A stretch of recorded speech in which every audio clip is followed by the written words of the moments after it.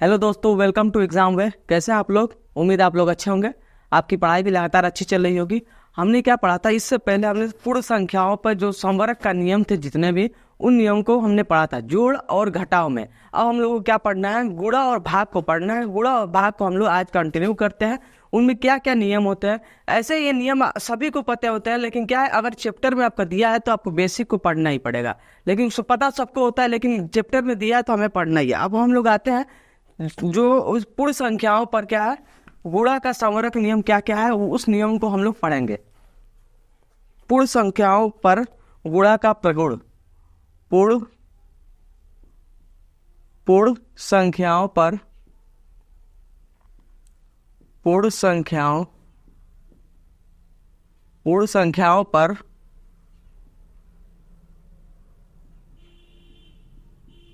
गुणा का प्रगुण।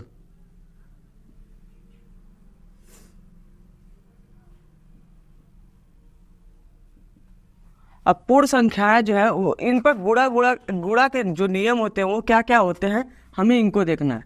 सबसे पहला हमें ये देखना है जो गुणन पर जो संवर्ग प्रगुण होता है वो क्या होता है। गुणन पर जो संवर्ग प्रगुण होता है वो क्या होता है? पहला, गुणन पर संवर्ग प्रगुण। संवर्ग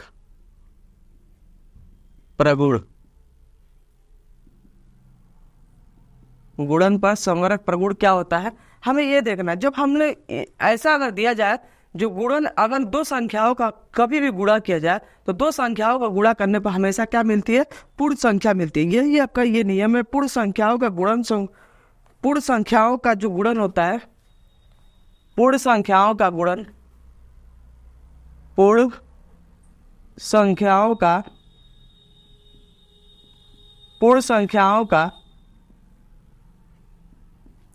संख्याओं का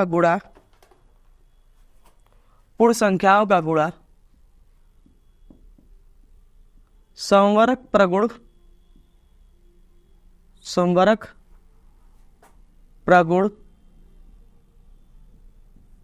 संवर्ग प्रगुण के नियम का पालन करता है। नियम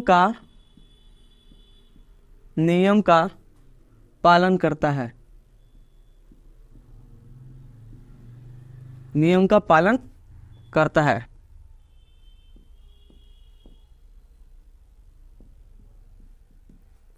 नियम का पालन करता है क्योंकि दो पूर्ण संख्याओं का गुणनफल हमेशा क्या होता है? पूर्ण संख्या होती है।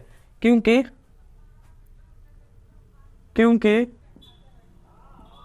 दो पूर्ण संख्याओं का गुणनफल, संख्याओं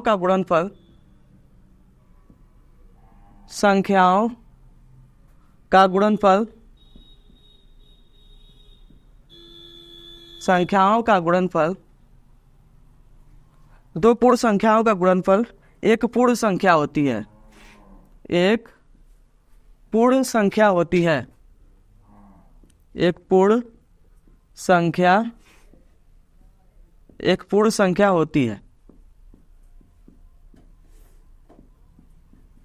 जो गुणा होता है, गुणा पे संवर्ग का प्रगुण का नियम क्या होता है? फॉलो होता है। क्योंकि दो संख्याओं का गुणा करेंगे आप लोग, तो दो संख्याओं का गुणा करने पे हमें क्या मिलता है? हमें दो संख्याओं का गुणा करने पे एक पूर्ण संख्या मिलता है। जैसे हम लोग एग्जाम्पल ले लेते हैं, यहाँ पे एग्जाम्पल ले लेंगे 2 इंटू अगर 5 से गुणा करें तो इनको गुणा करने पे हमें क्या मिलता है?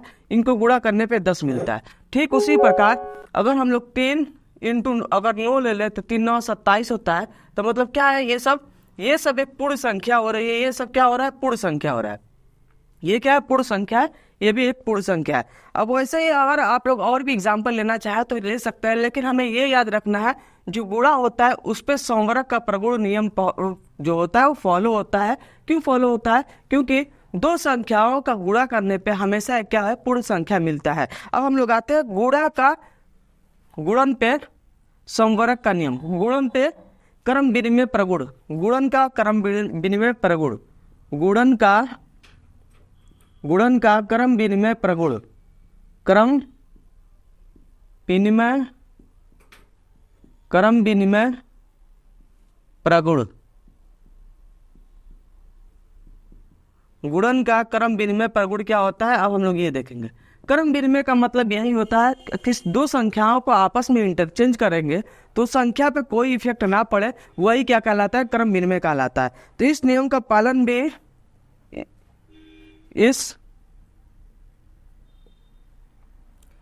इस नियम का पालन भी पूर्ण संख्या द्वारा, इस नियम का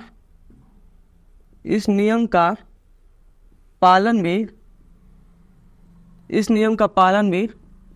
पूर्ण संख्या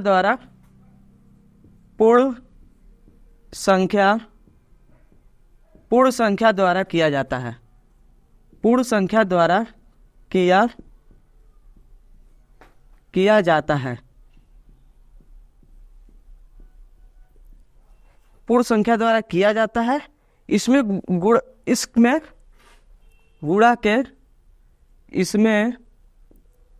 गुणा के क्रम बदलने पर, इसमें गुणा के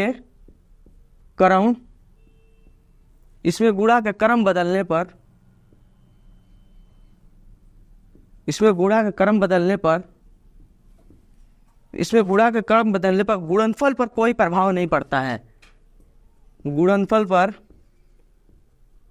गुणनफल पर कोई प्रभाव नहीं पड़ता है। कोई प्रभाव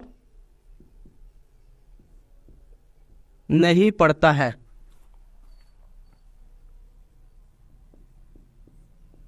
कोई प्रभाव नहीं पड़ता। अब हम लोग क्या देखेंगे, इसके एग्जाम्पल देखेंगे। जैसे क्या है, संख्याओं को आगे पीछे करके अगर गुणा कर रहे हैं तो इस संख्या पे क्या है, कोई प्रभाव नहीं पड़ता है। जैसे एग्जाम्पल नंबर 1 अगर हम लोग देखें, 5 × 4, ये आपका कितना हो जाएगा, ये हो जाएगा आपका 20। ठीक उसी प्रकार अगर 4 को 5 से गुणा करेंगे तो क्या हो जाएगा, यहाँ भी अगर क्या है 5 और 4 का, तो यहाँ पे जगह कम है, तो यहाँ हम लोग एग्जाम्पल को यहाँ पे डिस्कस कर लेते हैं। यहाँ पे क्या है, अगर एग्जाम्पल में क्या है, दो संख्याओं का गुणा करने पर इसके आपस में क्रम विनिमय नियम को लागू करते हैं तो इसके गुणनफल पर कोई प्रभाव नहीं पड़ता, हमें ये देखना है। पहला एग्जाम्पल ये अगर हो गया 5 × 4 का मतलब क्या हो गया, 20 हो गया। अब पहले एग्जाम्पल में जब संख्याओं का इंटरचेंज कर दिया जाए, संख्याओं का इंटरचेंज करते हैं, 4 × 5 करते हैं तो ये कितना हो जाएगा, आपका 20 हो जाएगा। मतलब क्या है, गुणनफल पे कोई इफेक्ट नहीं पड़ रहा है। यही है गुणन का क्रम विनिमय प्रगुण है। गुणन का जो क्रम विनिमय प्रगुण है यही है कि संख्याओं को आपस में बदलने पर गुणनफल पे कोई प्रभाव नहीं पड़ता है। अब हम लोग आते हैं दूसरे एग्जाम्पल पे। दूसरा एग्जाम्पल क्या है, 5 × 3, ये हो गया आपका 15 हो गया। और 3 × 5 भी करेंगे तो क्या होगा, आपका 15 ही आएगा। ये सब क्या है, छोटे छोटे एग्जाम्पल है। ये सब नियम आपको बचपन से ही पता होना है, बस इनको क्या है, पढ़ना है। अब हम लोग आते हैं नेक्स्ट पे। किसी भी शून्य का गुणन प्रगुण क्या होता है, किसी भी संख्या को शून्य से गुणा करेंगे तो आपके इसका क्या होता है, गुणनफल हमेशा क्या होता है, शून्य होता है। इसको आप लोग चाहेंगे तो क्या लिखेंगे, डायरेक्ट ये लिख देंगे। और इसके एग्जाम्पल समझने की हमें जरूरत नहीं है, ये सब क्या छोटे छोटे हैं।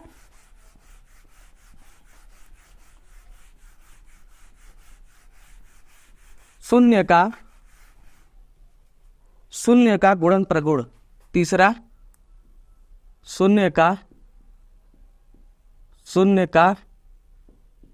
गुणन प्रगुण।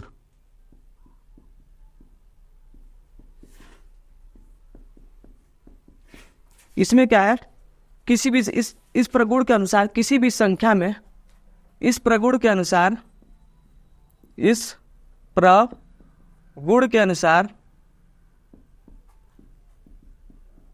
किसी भी संख्या में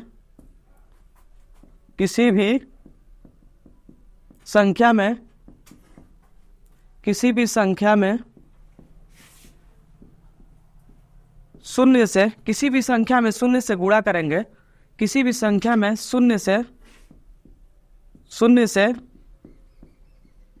गुणा, किसी भी संख्या में शून्य से गुणा करने पर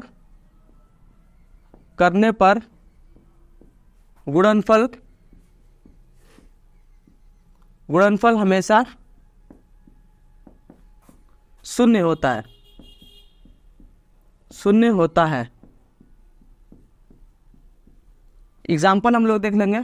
5 गुणे 4, इसका गुणनफल क्या होता है? 0 होता है। दूसरा एग्जाम्पल ले ले, अगर 10 गुणे 0 कितना हो जाता है? 0 हो जाता है। किसी भी संख्या को 0 से गुणा करने पे गुणनफल हमेशा क्या होता है? 0 होता है। यही क्या है? शून्य का गुणन प्रगुण है। यही क्या है? शून्य का गुणन प्रगुण है। अब हम लोग आते हैं आगे, चौथे नंबर पे देखते हैं क्या दे रखा है। चौथे नंबर पे ये दे रखा है गुणन का तत्समक अवयव। चौथे नंबर पे गुणन का तत्समक अवयव दे रखा है, उसको हम लोग देखते हैं।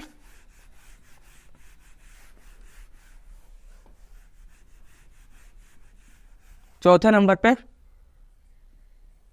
गुणन का तत्समक अवयव।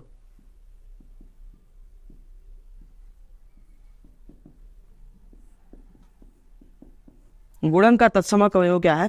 किसी भी संख्या को किसी भी पूर्ण संख्या में 1 से गुणा करने पर वही संख्या प्राप्त होती है। किसी भी पूर्ण संख्या में किसी भी पूर्ण संख्या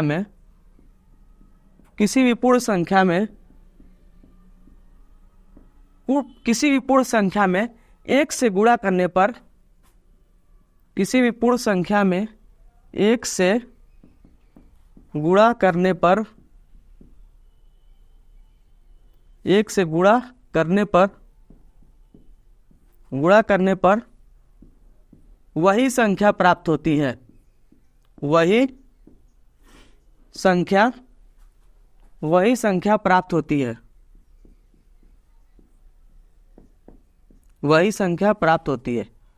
जैसे अगर एग्जाम्पल ले लिया जाए, जैसे 3 गुणे 1, किसी भी संख्या को 1 से गुणा करने पर हमें क्या मिलता है? वही संख्या मिलता है। 3 गुणे 1 का मतलब क्या हो गया? 3 हो गया। अब ऐसे 0 गुणे 1 करेंगे तो क्या मिल रहा है? 0 भी मिल रहा है, वही संख्या हमें मिल रहा है। यहाँ भी हमें वही संख्या मिल रहा है। अगर हम लोग देखेंगे यहाँ पे 10 गुणे 1 कितना होता है? 10 होता है। यही यहाँ भी क्या है? वही संख्या मिल रहा है। यही क्या था? गुणन का तत्समक अवयव था। ये क्या था? गुणन का तत्समक अवयव था। अब क्या है? अगला 5वां नंबर, गुणन का साहचर्य प्रगुण। गुणन का साहचर्य प्रगुण। साहचर्य प्रगुण। गुणन का साहचर्य प्रगुण क्या है? देखते हैं। गुणन का साहचर्य प्रगुण में यही है, अगर आपको 3 संख्या दे दिए जाए, तीनों संख्याओं में अगर उनको क्रम बदलने देने पर, तीनों संख्याओं का क्रम बदलने पर उनके गुणनफल पर क्या है? कोई प्रभाव नहीं पड़ता है। जैसे हम लोग देखते हैं यहाँ पे, यदि किसी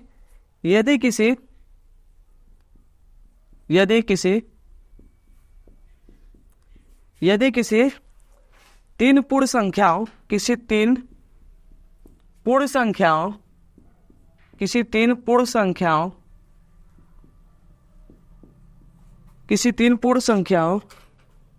के गुणनफल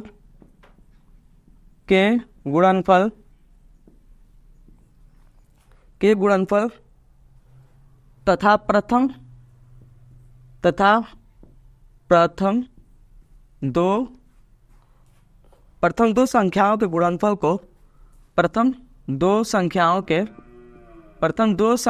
के गुणनफल को प्रथम दो संख्याओं के गुणनफल को तीसरी संख्या से गुणा करने पर तीसरी संख्या से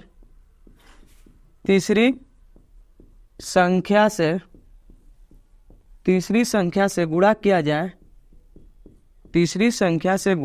जाए, गुणनफल पे कोई प्रभाव नहीं पड़ता है। तीसरी संख्या से गुणा किया जाए तो गुणनफल में कोई अंतर नहीं होता है। गुणनफल में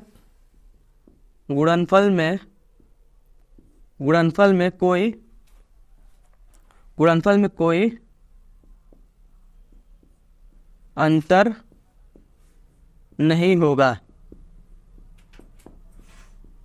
अब यहाँ पे एग्जाम्पल अगर हम लोग देखें क्या दे रखा है यहाँ पे? एग्जाम्पल 5 गुणे 4 गुणे 3, इसका गुणा करने पे कितना आ रहा है? 5 गुणे 4 गुणे 3, 5 चौके 20, 20 दिया कितना होता है? 60 होता है।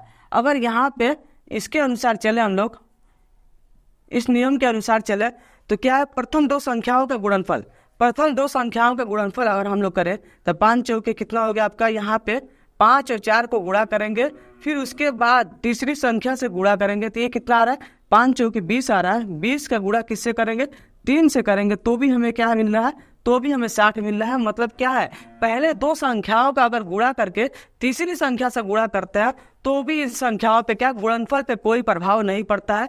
यही क्या थे, गुणनफल का साहचर्य प्रगुण थे। अब हमें क्या करना है, गुणन संख्याओं का योग पर वितरण नियम, गुणन संख्याओं का योग पर वितरण नियम क्या है, इसको हम लोग देखते रहे।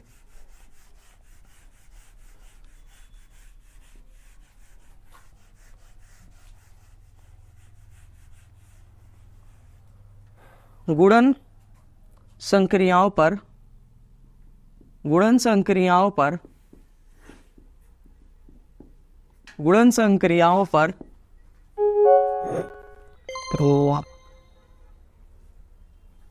संक्रियाओं पर योग का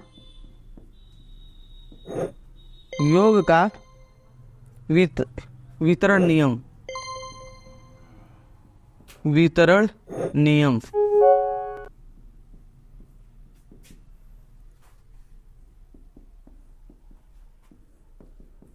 ये नियम क्या कहता है, अगर यहाँ पे क्या है, यहाँ पे लिखाने की जरूरत नहीं है, किसी भी संख्या से अगर हम लोग गुणा करते हैं, अगर इनका दो संख्याओं का क्या हो रहा है, सम हो रहा है, ये क्या हो रहा है, दो संख्याओं का सम हो रहा है, तो हम लोग क्या करेंगे, इनको अलग अलग गुणा करके उनको जोड़ दिया जाता है। ये क्या है, योग का वितरण नियम है। ये संख्या है 3 है, 3 का गुणा हमें 5 + 2 में कर रहे हैं, तो इनको क्या करना है, अलग अलग हमें गुणा करके और सबको क्या करना है, जोड़ देना है। 3 × 5 ये आपका कितना हो गया, 3 × 9 = 6 हो गया, 5 × 6 = 15 हो गया, 15 × 3 कितना हो गया, 15 × 6 कितना हो गया आपका, 21 हो गया। ये आपका कितना हो गया, 21 हो गया। अगर आप लोग चाहेंगे तो डायरेक्ट भी कैसे गुणा करेंगे, यहाँ पे 7 5 2 7 7 और 3 कितना हो गया आपका, 7 × 3 कितना हो गया आपका, 21 हो गया। यहाँ भी क्या है, 21 मिल रहा है। इसके भी गुणनफल पे क्या है, कोई प्रभाव नहीं पड़ रहा है। मतलब कहने का मतलब यह है, अगर आपको यहाँ पे क्या संख्या दी जाए, उनका गुणनफल अगर सम में दिया जाए, तो इन संख्याओं को डायरेक्ट क्या करना है, जोड़ देना है, जोड़ के गुणा करना है। ये नहीं कि अलग अलग गुणा करके जोड़ेंगे, नहीं, ऐसा नहीं करना है। इनको डायरेक्ट जोड़ के एक ही रूप में क्या करना है, गुणा कर देना है। जैसे 5 × 2 = 7 7 × 3 हो गया। यहाँ पे क्या अलग अलग गुणा करके इनको जोड़े। अब हम लोग आते हैं लास्ट है गुणन घटाने का वितरण नियम। गुणन घटाने का वितरण नियम क्या है, ये हम लोग देखते हैं। ये आपका 6 नंबर था। गुणन घटाने का वितरण नियम,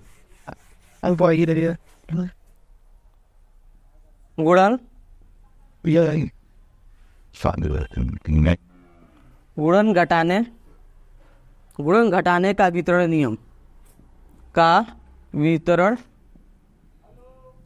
नियम। ये नियम क्या है, गुणन घटाने का वितरण नियम क्या है, पूर्ण संख्याओं में गुणन घटाने का वितरण नियम का पालन होता है। पूर्ण संख्याओं में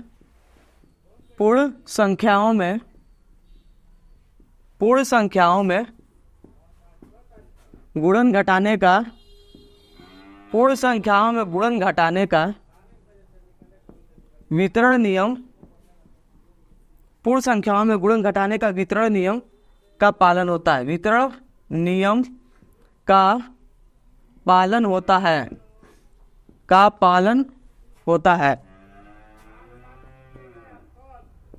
होता है। अब हमें क्या करना है, यहाँ पे जो संख्याएं दी हुई है, उन संख्याओं का एग्जाम्पल हम लोग ले लेते हैं। जैसे अगर एग्जाम्पल यहाँ पे दे दिया जाए 5 × 6 - 8, अगर यहाँ से क्या करते हैं, गुणा करते हैं, तो देखते हैं क्या आता है। सबसे पहले हम लोग अगर इनका वितरण नियम को फॉलो करें, मतलब क्या करना है, यहाँ पे 5 के 6 से गुणा करना है, 5 के 6 से गुणा करके और उसको घटा देना है किसमें, 5 का 8 से गुणा करके। तो इसको अगर गुणा करेंगे कितना आएगा आपका, 5 × 6 = 30, ये आपका हो गया 30। 30 में से अगर 40 घटाएंगे तो कितना आंसर आएगा, -10 आएगा। अगर यहाँ पे डायरेक्ट आप लोग करेंगे तो क्या होगा, 5 × -2 6 में से 8 जाएगा कितना आएगा -2।